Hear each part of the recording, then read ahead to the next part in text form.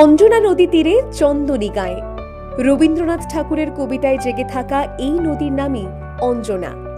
একসময়ের শান্ত স্রোতা জীবন্ত এই নদী এখন মৃত।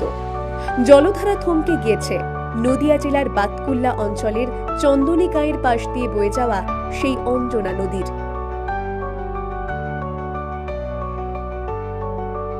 একসময়ে এই নদী ছিল এলাকার পরিবেশ, কৃষি ও নৌ পরিবহনের প্রাণ।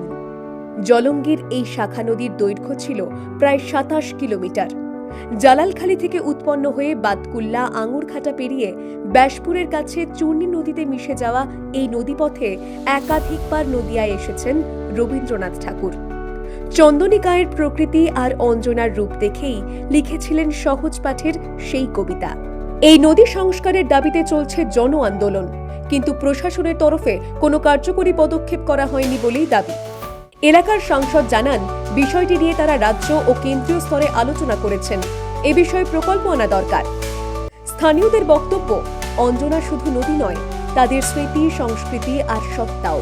তাই যে কোনো উপায়ে বাঁচাতে হবে এই নদীকে।